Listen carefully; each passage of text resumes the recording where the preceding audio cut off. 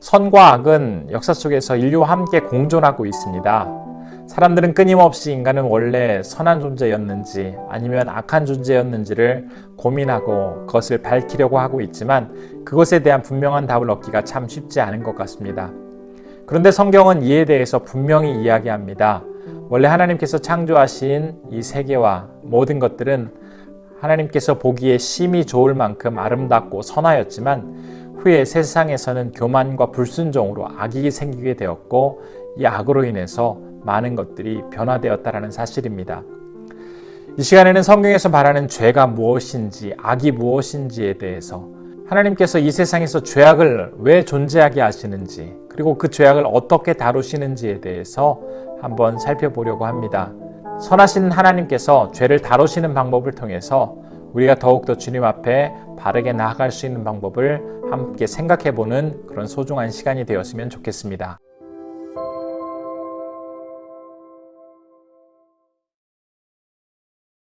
네, 우리 이번 시간에는 8번째 강의로 하나님의 사역 중에서 선과 악에 대해서 살펴보도록 하겠습니다. 우리는 지난 4번의 강의를 통해서 하나님이 얼마나 위대하고 참으로 능력이 많으신 분이신지 살펴보았습니다. 그 중에서 한번 몇 가지만 다시 한번 이야기를 해볼까요? 우선 선하신 하나님이십니다. 창세기 1장 31절의 말씀은 이렇게 기록되어 있습니다. 하나님이 지으신 모든 것을 보시니 보기에 심히 좋았더라. 저녁이 되고 아침이 되니 이는 6째 날이니라. 하나님께서 창조하신 모든 세계를 보고 심히 좋으셨다라고 말씀을 하고 있습니다. 참으로 위대하신 하나님께서는 선하신 분이시기 때문에 당신의 그 선한 능력이 온 모든 우주 만물을 창조하실 때 아주 고스란히 다 드러났습니다.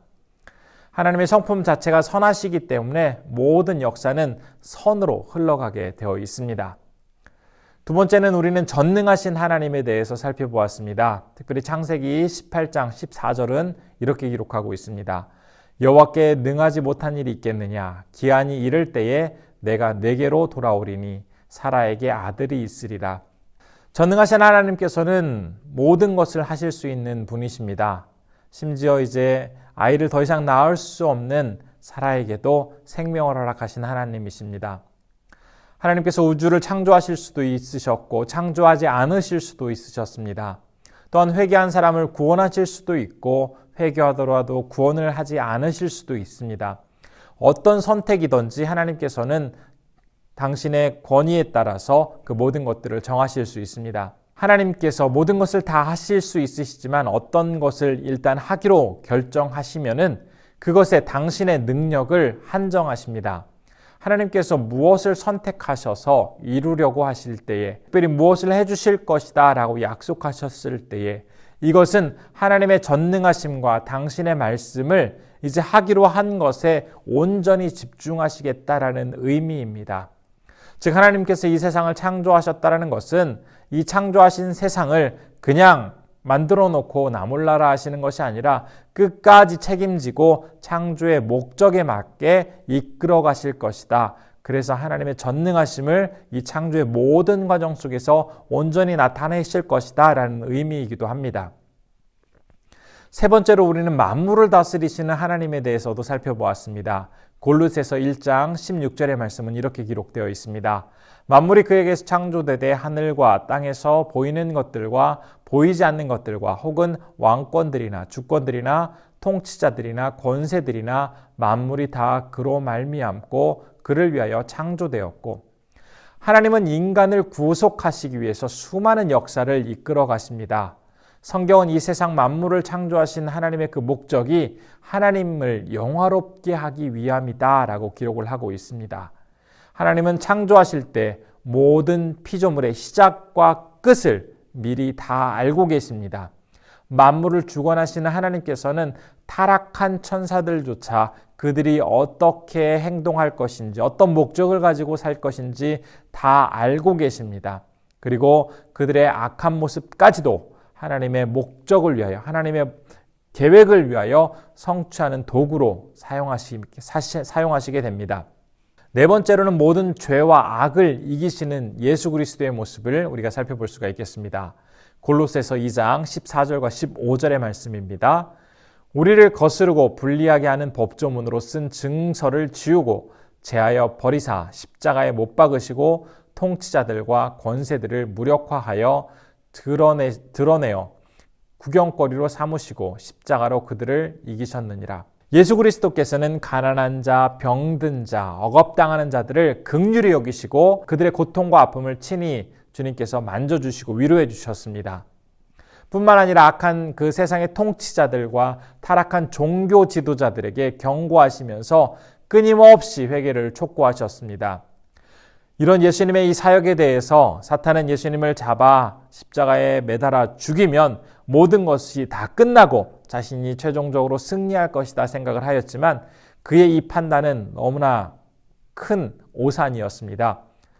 십자가에 달리신 예수님께서는 모든 인류의 죄를 다 용서해 주셨고 마침내 사탄까지도 이기셨습니다. 그래서 십자가에서 우리 주님은 죄와 악을 이기는 승리를 가져다 주신 반면에 사탄은 십자가 앞에서 철저하게 패배하는 결과를 가져오게 됩니다. 우리 주님께서 죄를 아주 완벽하게 이기셨습니다. 이렇게 선하신 하나님에 대해서 우리는 참 알면 알수록 더 신비롭고 하나님의 온전하신 그 능력을 체험하다 보면 우리의 다시 마음속에 하나님을 더 경외하게 됩니다.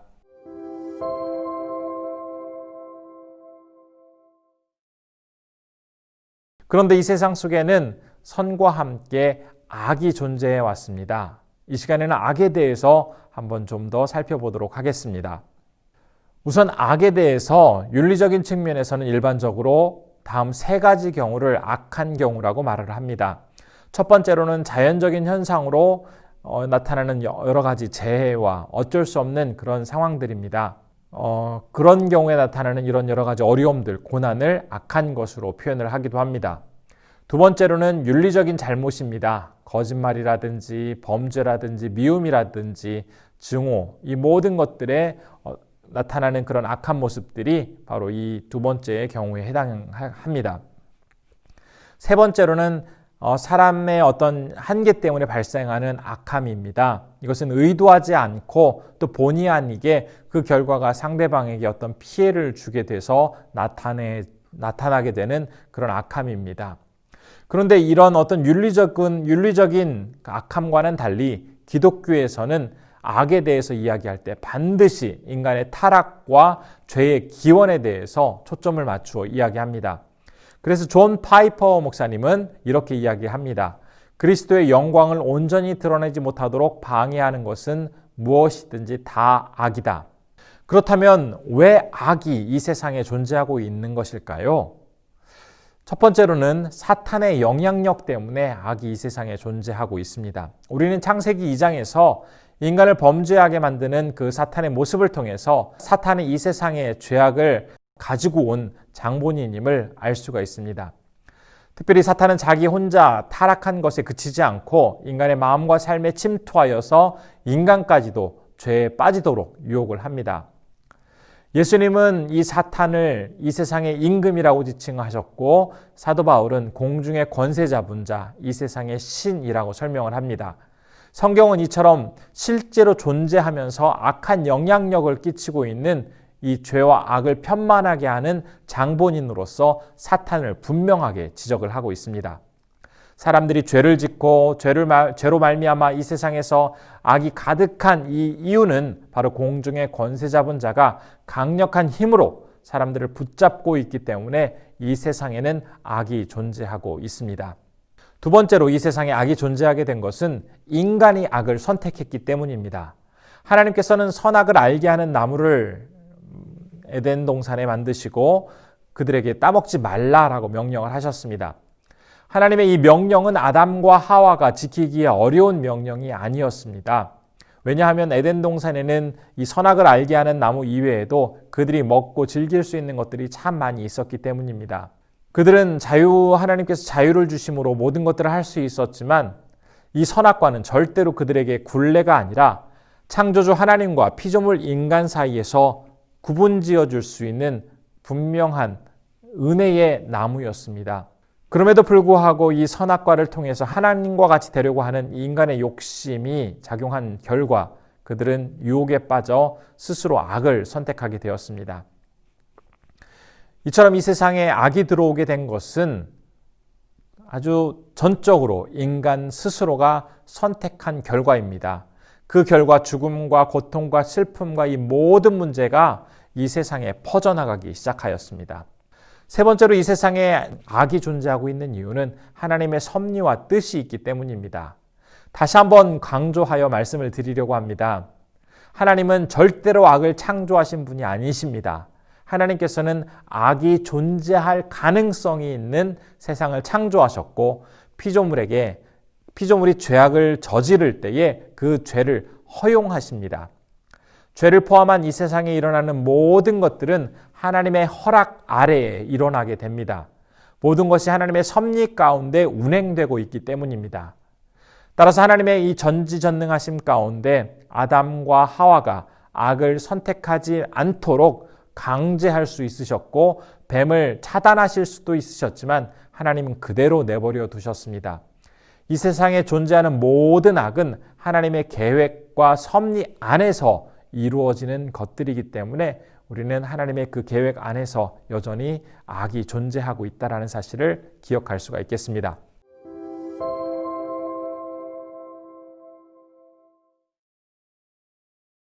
그렇다면 우리는 궁금증이 생기게 됩니다. 하나님께서 왜 이 세상에 악을 허용하시는 것일까? 그 이유에 대해서 몇 가지로 생각해 볼 수가 있겠습니다.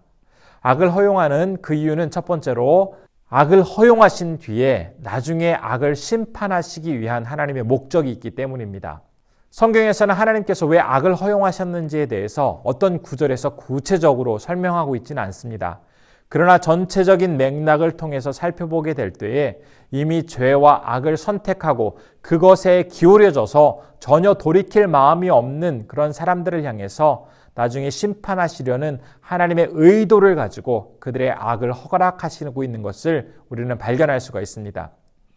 하나님께서는 그들이 어떤 악한 행위를 하더라도 막지 않으십니다. 그냥 그들의 악행을 허용해 주십니다. 그리고 나서 나중에 그들의 악함을 다 심판하시는 것입니다. 예를 들면 바벨탑 사건이라든지 노아의 홍수와 같이 전 인류를 대상으로 해서 그들의 악함을 그냥 허용하셨다가 나중에 심판하시는 사건이 있고 소돔과 고모라처럼 어떤 한 국가나 도시를 하나님께서 나중에 심판하시는 경우도 있습니다. 또한 엘리 제사장의 집안처럼 한 집안에 그들의 죄악을 허용하셨다가 나중에 심판하시는 경우도 있고 르호보암과 이세벨처럼 한 개인의 죄악을 그냥 허용하셨다가 나중에 그들의 죄를 심판하시는 경우도 있습니다. 이와 같은 경우 모두 다 하나님께서 그들의 죄악을 우선은 허용하셨지만 반드시 나중에 그들의 그 죄에 대해서 심판하시고 계신다는 것을 우리는 알 수가 있습니다. 또 하나의 경우가 바로 출애굽기에서 하나님께서 바로의 마음을 완악하게 하셨다라는 그런 표현이 있습니다.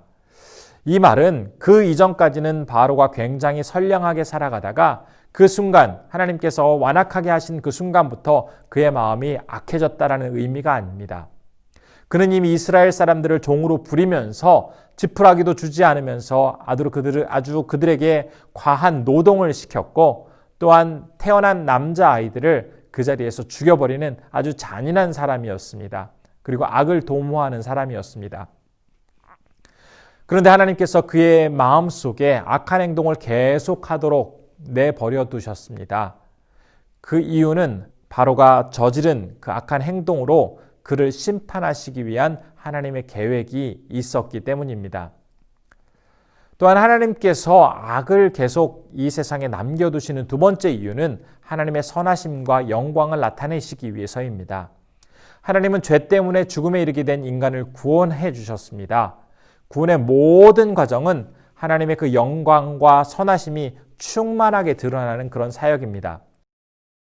마치 하나님께서 이 창조를 하셨을 때 그 창조의 모든 과정을 통해서 하나님의 선과 영광이 충만하게 드러난 것처럼 이제는 지금 이루어지는 이 구원 사역을 통해서 하나님은 당신의 영광과 선을 충만하게 이루어 가십니다.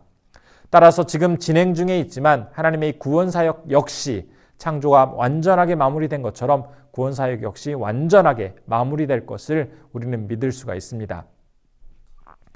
하나님께서 특별히 요셉의 형들이 요셉을 파는 그 모습을 허용해 주시는 장면을 통해서 하나님께서 왜 그들의 악행을 허락하셨을까라고 우선 당장은 생각할 수 있지만 나중에 나중에 진행되어지는 상황을 보면 이후에 이제 야곱의 집안에 찾아오게 될 그 어려움을 준비하기 위하여 미리 요셉을 애굽에 보내셨고, 또 더 넓게 바라보면 이스라엘 민족들을 거대한 민족으로 이루시기 위해서 하나님의 선하고 온전한 계획에 따라서 그들의 악행을 허락해 주셨음을 우리는 알 수가 있습니다. 세 번째는 그리스도의 십자가는 모든 죄악을 이기는 승리의 도구이심을 보이시기 위해서입니다. 비록 악은 항상 존재해 왔습니다. 그리고 어떨 때는 더 번성하는 것처럼 보이기도 합니다. 그러나 하나님께서는 이 죄를 허용하시면서도 결국에는 역전을 통해서 하나님의 선한 뜻을 이루어 가십니다. 사탄은 한때 예수님을 십자가에 못 박고 죽임으로써 자기가 승리했다라고 생각을 하였지만 결국 하나님의 역전을 통해서 그는 십자가에서 아주 처절하게 패배를 합니다. 이처럼 모든 죄악이 때로는 번성하고 더 선보다 악이 강한 것 같지만 결국 역전의 하나님의 모습을 통해서 그 악은 아주 하나님 앞에서 철저하게 제압당한다라는 사실을 우리는 분명하게 기억을 할 수 있습니다.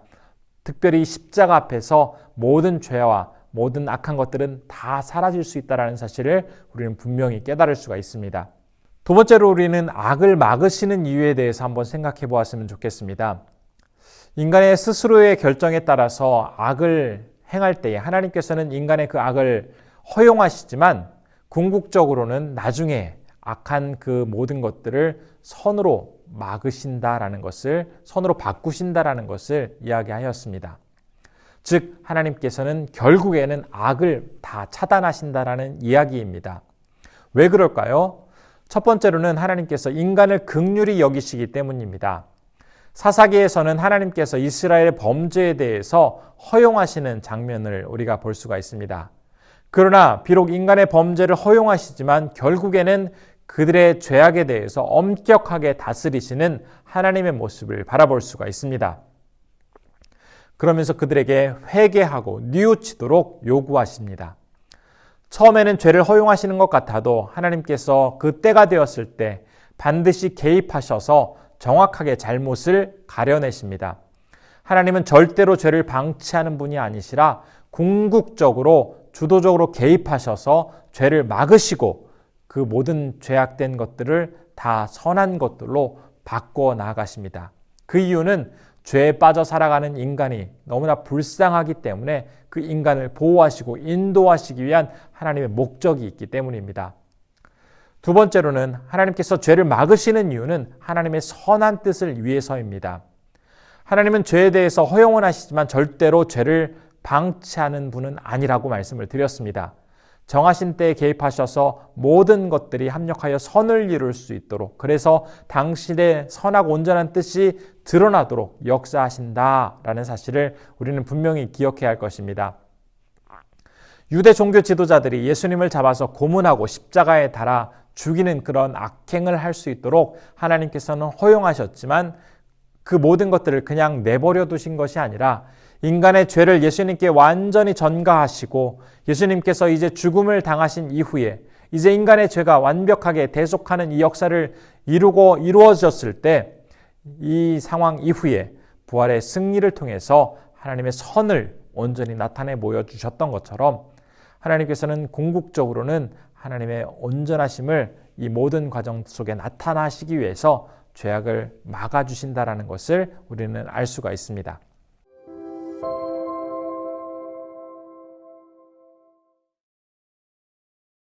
이 세상에서 점점 그 세력을 확장해 가는 것 같은 이 죄악을 향해서 우리가 그것에 맞서 어떻게 하면 승리의 삶을 살아갈 수 있을까요? 우리는 몇 가지를 살펴보겠습니다. 첫 번째로는 회개해야 한다는 사실입니다. 죄를 저지르게 되었을 때 하나님 앞에서는 우리가 눈물로 회개함으로써 진심으로 죄를 용서받게 될 뿐만 아니라 거룩함을 향해 성숙한 그리스도인으로 나아갈 수 있습니다. 베드로는 주님을 가장 가까이에서 따랐던 제자입니다. 하지만 결국 주님을 부인하고 떠나는 실수를 저지르고 맙니다. 그런데 그가 눈물을 흘리고 진심으로 회개할 때에 비겁하게 지은 죄로부터 용서받았을 뿐만 아니라 다시는 그런 죄를 짓지 않는 강인한 믿음의 사람으로 회복될 수가 있었습니다. 혹시 나에게 습관적으로 죄를 짓고 있는 그런 모습들이 여전히 남아있다면, 오랫동안 이기지 못하고 있는 그런 죄가 있다면 결단하고 눈물로 회개할 때 하나님께서 우리의 모든 것들을 용서해 주시고 완전히 바꿔주실 것입니다. 때로는 사탄은 우리의 마음속에서 자꾸 속삭입니다. 회개하면 뭐해? 조금 있으면 다시 넘어질 텐데. 이렇게 참소하는 마귀의 말에 절대로 넘어질 것이 아니라 우리의 진실한 회개를 온전히 받아주시고 완벽하게 우리를 새롭게 회복시키실 하나님의 능력을 믿으며 전심으로 우리가 회개하고 나아가야 할 것입니다. 두 번째로는 십자가를 묵상하는 그런 자세입니다. 사탄은 크게 다음과 같은 모습으로 인간을 속입니다. 첫 번째, 모든 시험과 유혹은 그 누구도 예외 없이 다 맞이하게 됩니다. 심지어는 예수님께서도 광야에서 기도하실 때에 사탄으로부터 시험을 받으셨습니다. 예수님도 시험을 받으셨는데 그 어떤 사람이 시험과 유혹으로부터 자유로울 수가 있겠습니까? 그런데 막상 시험과 유혹을 받게 되면 그것 때문에 굉장히 힘들어하는 사람들이 있습니다. 내가 이런 시험과 유혹을 받는 존재에 불과했다니 하면서 자괴감을 느끼는 경우가 있는데 이것은 절대로 옳은 마음이 아닙니다. 사탄이 주는 거짓된 마음입니다. 시험과 유혹은 누구라도 당할 수가 있습니다. 이것 자체가 죄는 아닌데 문제는 시험과 유혹이 내 주변에서 맴돌 때 그것들을 구체적으로 잡아서 내 마음속에 넣고 또 그것에 따라서 행동하게 될 때, 그것이 행동으로 옮겨지게 될 때 그것은 죄가 되는 것입니다. 또 다른 한 가지는 사탄은 자꾸 인간을 자기 연민에 빠지게 만듭니다. 그래서 세상에서 내가 가장 어려운 사람 같고 내가 참 많이 힘든 것 같고 다른 사람들은 내 어려움을 몰라주는 것 같은 그런 마음을 갖게 합니다. 사실 많은 사람들이 이 세상에서 자기가 가장 어렵다고 생각을 하지만 고난과 어려움은 자기뿐만 아니라 모든 사람이 동일하게 겪고 있는 그런 과정들입니다. 특별히 자기 연민에 빠지게 될 때에, 이런 유혹이 나의 마음 가운데 자꾸 들 때에, 그리고 또 자괴감에 빠지게 될 때에 우리가 꼭 기억해야 할 것이 있습니다. 바로 우리와 똑같은 모습으로 이 땅에 오셔서 죄를 이기신 예수님, 특별히 모든 고난과 역경의 결정판인 십자가를 지고 그 모든 것들을 감내해내신, 인내해내신 우리 주님을 기억하게 될 때에 우리는 이 세상에서 죄를 이기고 어려움 가운데 승리하며 나아갈 수 있게 될 것입니다.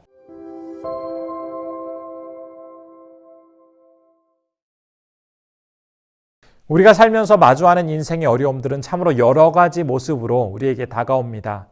삶을 요동치게 하는 그 어려움, 우리는 그것을 시험이라고 이야기할 수 있고 또한 고난이라고 이야기할 수가 있겠습니다. 그래서 이제는 시험과 고난에 대해서 한번 좀 더 자세히 살펴보려고 합니다. 성경에서는 시험이라는 말이 여러 번 나옵니다. 그런데 원문에서는 이 시험이라는 단어를 각각 상황에 따라서 다른 형태로 사용하고 있음을 우리가 알 수가 있습니다. 개역개정 성경에서 시험이라고 번역된 말은 헬라어로 주로 페이라스모스와 페이라조라는 이런 단어로 사용을 하고 있고, 히브리어에서는 나사, 바한이라는 단어가 우리나라 성경에서는 시험이라는 단어로 사용됩니다. 일반적으로 시험이라고 번역된 단어는 크게 의미상 세 가지로 분류해 볼 수가 있습니다. 첫 번째로는 연단을 목적으로 하는 그런 시련입니다. 페이라스모스라는 단어가 주로 이 경우에 많이 쓰이게 되는데, 성도들의 인격을 연단하여서 성숙한 자녀가 될 수 있도록 하기 위해서 허락하시는 그런 과정들입니다. 마치 순수한 금을 얻기 위해서 금광석을 용광로에 넣고 불로 재련하는 것처럼 하나님은 성숙한 신앙인이 되도록 하기 위해서 성도들을 불과 같은 시련의 용광로를 통과하도록 하십니다. 두 번째로는 고의적인 목적을 가진 유혹입니다. 바로 페이라조라는 단어가 이 경우에 사용되어지는데, 사탄이 성도들의 어떤 정욕이나 연약한 부분들을 노려서 그것들을 공격하고 넘어뜨리려는 시도를 할 때 바로 이 단어가 사용되어집니다. 그래서 일반적인 유혹이라든지 유혹에 넘어지는 모습들, 이 경우가 대부분 이 두 번째의 경우에 해당이 됩니다. 세 번째로는 신앙적인 확인을 위한 테스트입니다.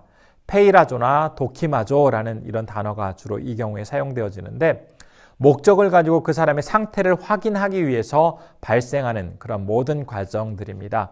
예를 들어서 공부를 한 학생들이 얼마나 실력이 있는지를 확인하기 위해서 우리는 시험을 봅니다. 그것처럼 우리의 신앙이 어느 수준에 이르렀는지 어떤 상황인지를 확인하는 그런 경우입니다. 바리새인과 유대인들이 예수님이 어떤 분이신지를 확인하기 위해서 여러 가지 시험을 하는 장면들이 그 경우에 해당하고 하나님께서 특별히 아브라함의 그 믿음을 보시기 위해서 모리아의 산에서 이삭을 하나님께 제물로 드리라고 말씀하시는 그런 장면에서 바로 이 단어가 사용되어집니다.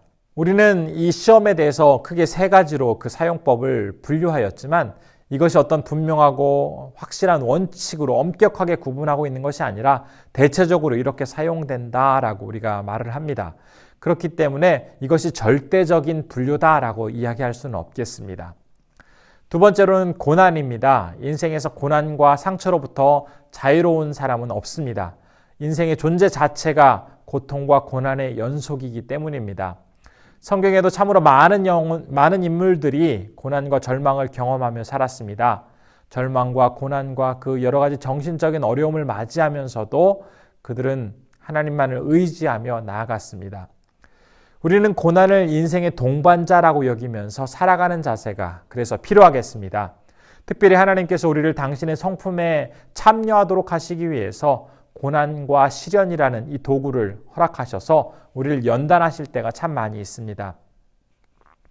특별히 그리스도인들은 수많은 고난 앞에서 십자가에서 고난당하신 그 예수 그리스도의 모습을 바라보고 기억하면서 그분께 우리의 모든 것들을 집중함으로써 우리는 이 고난을 이겨낼 수가 있습니다. 이것은 그리스도인들만이 누릴 수 있는 참으로 신비한 특권이기도 합니다. 이처럼 고난은 비록 어려운 시간이긴 하지만 우리에게 유익을 가져다 주기 때문에 고난에 대해서 바르게 이해할 때 우리는 더욱더 풍성한 신앙생활을 할 수가 있겠습니다. 우리가 고난에 대해서 바른 인식을 가져야 하는데 고난에 대해서 잘못된 인식을 갖게 되는 경우가 있습니다. 어떤 경우일까요? 바로 고난은 내가 죄를 지었기 때문에 온 것이다 라고 생각하는 경우라든지 신앙생활을 잘하면 고난은 오지 않는다라는 이런 생각을 하는 것, 또는 고난은 인과응보이다 라고 생각하는 것은 잘못된 인식입니다. 반면에 고난에 대한 바른 인식은 고난은 나를 온전케 하는 하나님의 방법이고 고난에 참여하는 것은 신자의 특권이고 현재의 고난은 장차 올 영광과 비교할 수 없다는 사실, 소망에 이르는 유일한 길은 고난과 죽음을 통해 가는 길뿐이다 라는 사실, 또 고난은 하나님의 은혜로 영광이 오면 곧 사라진다라는 이 사실을 믿게 될 때에 우리는 고난을 바르게 대처해 나아갈 수 있습니다. 고난에 대해서 성경은 뭐라고 이야기할까요? 첫 번째로 하나님은 고난에 대해서 너무나 잘 아시며 우리와 함께 이 고통을 이겨내신다라는 사실입니다. 하나님께서 고난당하는 인간들을 절대로 외면하지 않으십니다. 그들을 불쌍히 여겨주십니다. 하나님께서 인간의 그 고난을 절대로 외면하시지 않는다는 구체적인 증거는 바로 당신의 사랑하는 독생자 예수 그리스도를 인간의 몸으로 입히시고 고난의 그 중심으로 들어가게 하셨다는 사실을 통해서 우리는 잘 알 수가 있습니다.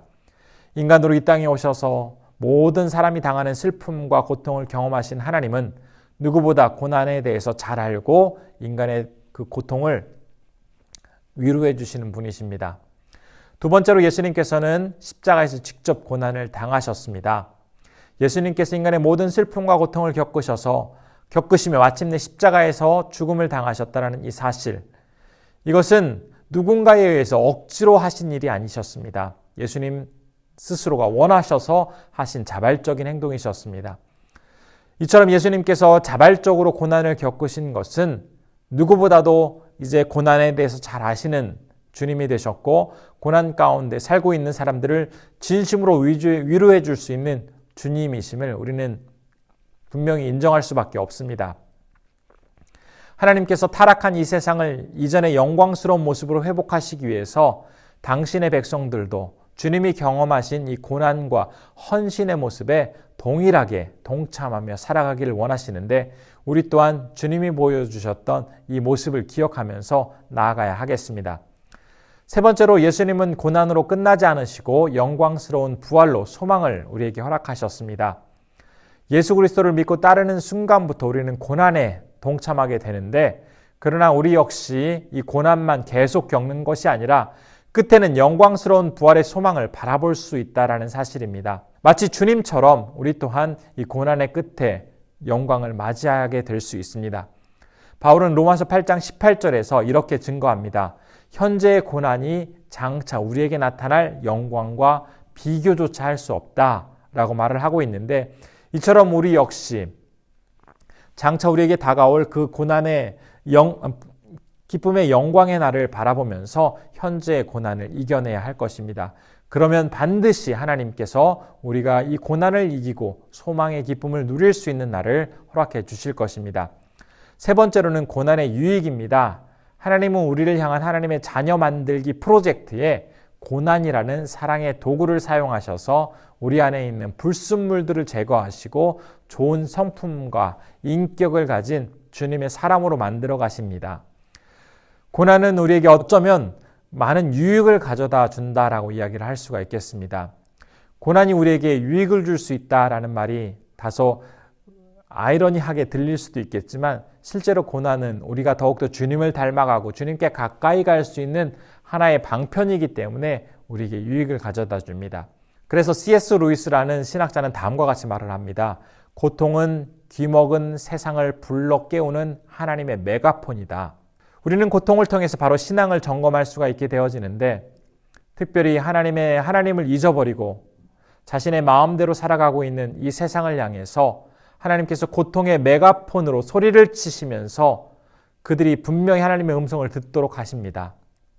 고통은 그리스도인들을 연단할 뿐만 아니라 하나님의 음성에 더욱더 귀 기울이게 하는 아주 소중한 과정이 됩니다. 두 번째로 우리가 고통을 통해서 얻을 수 있는 유익은 하나님을 의지하는 법을 배우면서 더욱 겸손하게 살아갈 수 있게 된다는 사실입니다. 사탄은 하나님의 피조물이면서도 자신의 본분을 망각한 채 천사가 결국 타락하여서 만들어진 존재입니다. 그렇기 때문에 사탄의 본성은 교만함으로 가득 차 있습니다.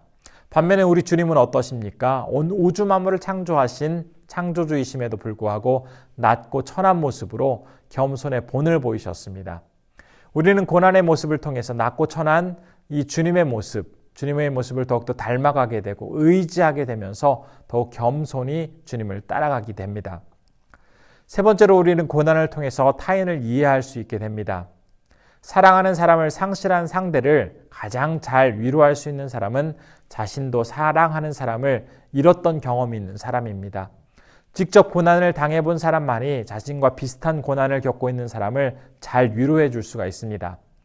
예수님께서 우리의 고난과 슬픔을 잘 이해할 수 있었던 이유 역시 우리가 당하는 고난과 슬픔을 직접 주님이 당해 보셨기 때문에 예수님께서는 더욱더 강력하게 우리를 위로해 주실 수 있게 됩니다. 우리가 고난당할 때 나의 고난을 진심으로 온전히 이해하고 공감해 주시는 주님이 계시다라는 이 사실, 이것은 우리에게 얼마나 크고 놀라운 위로가 되는지 모르겠습니다. 그리고 우리가 고난을 이겨낸 이후에는 이제 그것에 만족하는 것이 아니라 또 다른 어려움과 힘든 상황 속에 있는 다른 누군가를 찾아가서 그들을 위로해주고 그들을 도와줄 수 있다는 것, 이것은 곧 고난을 통해서 사랑을 실천할 수 있다라는 그런 의미이기도 합니다. 또한 고난을 통해서 복음을 전할 수도 있습니다. 사실 모든 사람들은 다 고난을 겪지만 주님을 알지 못하는 사람들은 고난을 겪게 될 때 인간적인 방법으로 그 고난을 이겨내려고 하기도 하고 어떻게 할 수 없어서 절망하기도 합니다. 그런데 그 옆에서 자신과 비슷한 고난을 당하는 누군가가 말씀으로 주님을 의지하면서 이 고난을 이기고 있는 모습을 보게 되면 그 사람은 자연스럽게 말씀과 주님을 궁금해하게 됩니다. 따라서 이 고난을 우리가 믿음 안에서 잘 이기는 모습을 통해서 오히려 전도의 통로가 되어서 그들에게 복음을 전할 수 있는 소중한 기회가 되기도 합니다. 이제 오늘 배운 내용을 한번 정리해 보도록 하겠습니다. 선하신 하나님께서는 이 세상을 선하고 아름답게 창조하셨지만 교만하고 타락한 천사가 하나님을 거역하고 결국 죄의 원흉이 되어서 아주 사악한 존재로 변하게 됩니다. 그리고 자신만 그 악에 빠진 것이 아니라 인간을 악에 빠지도록 유혹하여서 결국 죄를 범하게 되는 인간으로 인해서 이 세상은 온갖 악이 퍼져나가게 되었습니다. 하나님은 절대로 악을 창조하신 분이 아니십니다. 단지 악을 허용하실 뿐입니다. 그런데 악을 허용하시는 이유는 하나님의 심판과 당신의 선하심을 나타내는 그런 영광의 도구로 사용하시기 위해서 이 악을 허용하신다는 것을 우리는 배웠습니다. 특별히 모든 죄악에 대해서 예수 그리스도께서 십자가에서 죽으심으로 완전히 승리하셨기 때문에 십자가의 주님을 묵상하고 바라보며 살아가는 사람은 누구나 어떤 고난과 시련과 역경에서도 다 이겨낼 수 있다는 사실을 우리는 다시 한번 분명히 기억해야 할 것입니다. 죄의 결과로 비참하게 살아갈 수밖에 없었던 인간에게 십자가의 승리를 허락하신 그 하나님의 놀라운 은혜를 기억하면서 오늘도 선한 주님의 그 놀라운 계획에 따라서 우리 성도님들 계신 곳에서 하나님의 사역에 귀하게 쓰임 받으시기를 진심으로 소원해 봅니다. 감사합니다.